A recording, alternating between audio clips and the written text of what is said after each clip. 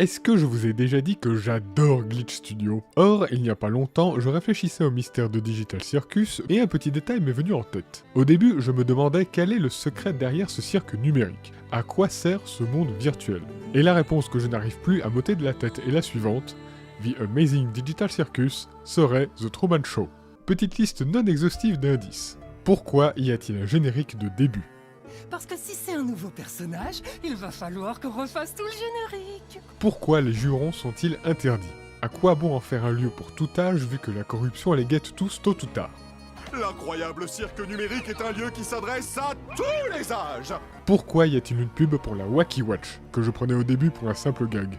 Lorsque Pomni se retrouve dans le vide, Kane dit « Oh non, quelqu'un se balade dans le vide. Ça va absolument tout leur gâcher. Ça va absolument tout leur gâcher, en anglais totally spoiled, comme si on spoilait la fin d'un film. Gâcher quoi? Kane planquerait-il des créations d'aventures au-delà du vide? Donc on sait déjà qu'il nous a menti au sujet du vide, mais plus important encore, qui ça leur? Les joueurs, entre guillemets, ou nous, les spectateurs? Sachant qu'au-delà du vide, il y a la réalité. Dans l'épisode 6, qui est le comité? Je souhaite remercier le comité. Et pouce tout blanc, les comités va trop typer. Et d'ailleurs, pourquoi Bubble a une caméra?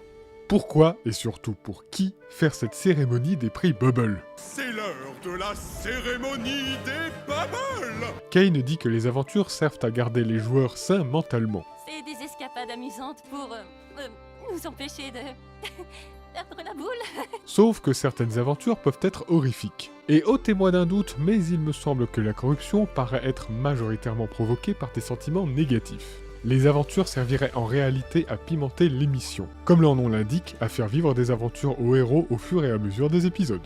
D'ailleurs, si Kane enchaîne 2 aventures horrifiques, la seconde encore plus effroyable que la première, serait-ce parce que l'épisode précédent aurait beaucoup plu au public? Et enfin, bien que Kane soit l'esprit gérant ce monde numérique, il ne maîtrise pas tout. Lorsque Zooble dit La possibilité d'avoir des relations sexuelles.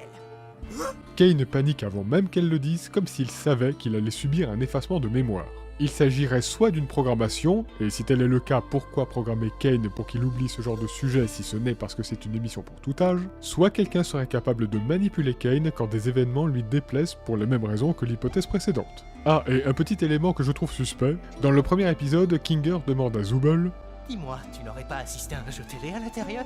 un jeu télévisé. Demander ça n'aurait aucun sens, même pour Kinger qui garde généralement un fond de raison même en pleine lumière. Et à ce moment, il se trouve à moitié dans la pénombre. À cela s'ajoutent d'autres détails, comme le fait que Jax puisse briser le 4e mur, ou le fait que Kane soit littéralement conçu pour le show et la présentation.